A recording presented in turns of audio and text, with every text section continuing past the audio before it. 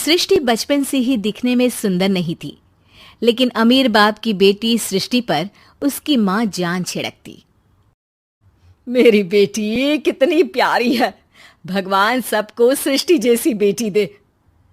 सृष्टि धीरे धीरे बड़ी होती है।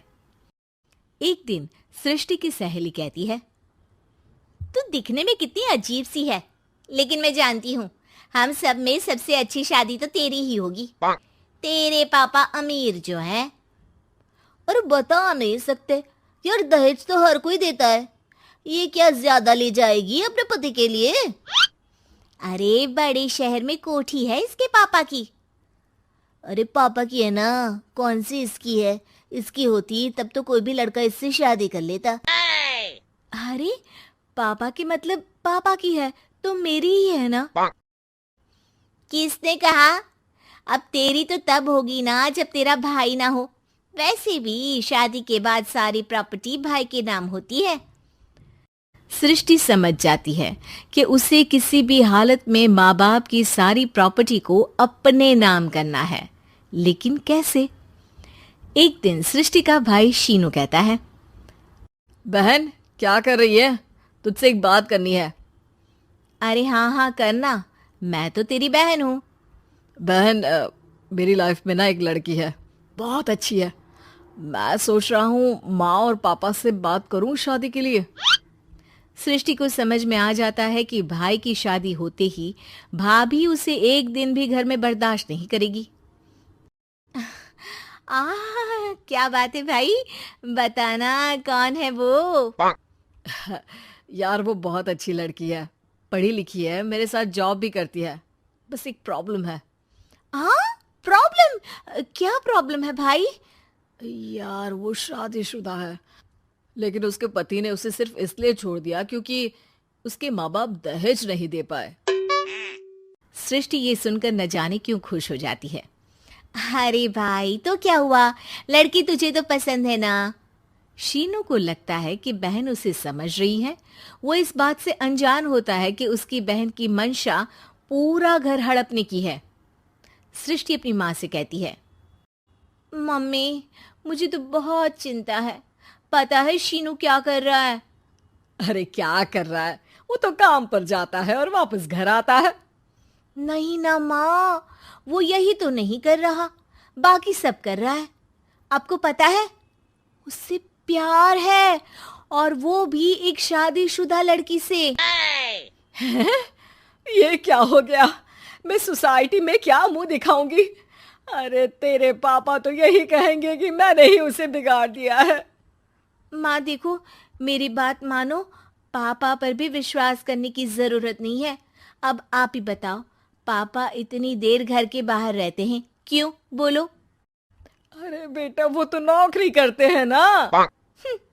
तू बहुत भोली है माँ। पापा का ऑफिस तो 7 बजे खत्म हो जाता है, लेकिन देखो कितनी देर से आते हैं। अरे नहीं नहीं बेटा, ऐसी कोई बात नहीं है। सृष्टि माँ को एक औरत से बात करते पिता की फोटो दिखाती है। देखो माँ, कैसे हैं पापा? मैं ना कहती थी कि पापा सही नहीं है। मैं तेरे पापा से बात करूंगी, दे फोटो मुझे। ओ माँ, वो तो डिलीट हो गई। लेकिन चल, तूने तो देख लिया ना। पापा से बाद में बात कर लेना, और हाँ, मेरा नाम बिल्कुल मत लेना। हाँ माँ। अब क्या था, सृष्टि के माँ और पिता के बीच झगड़ा होना शुरू हो जाता है। सृष्टि के मन में क्या चल रहा था कोई नहीं जानता था।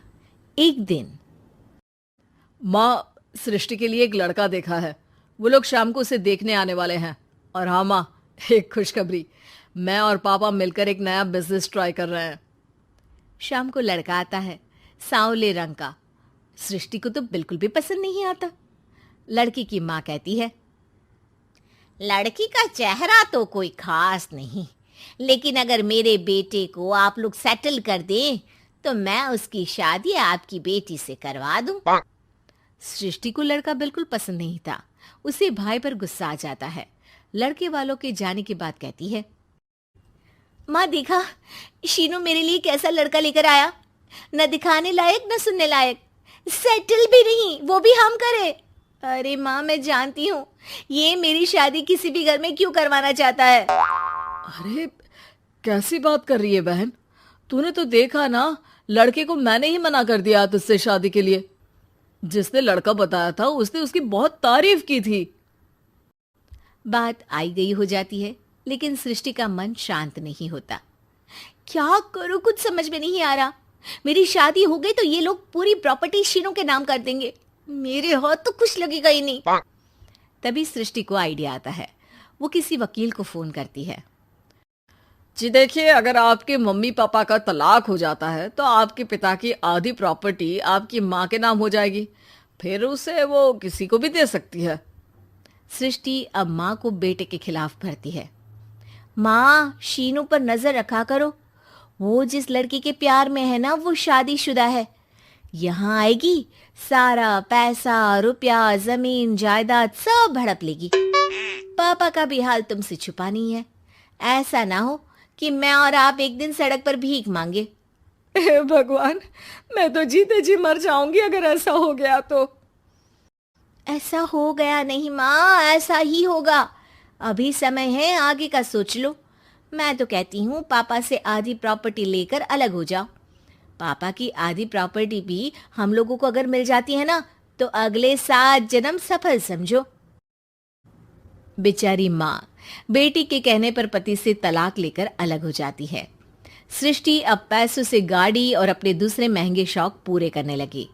उसके दोस्त भी उसके पैसे इस्तेमाल करते।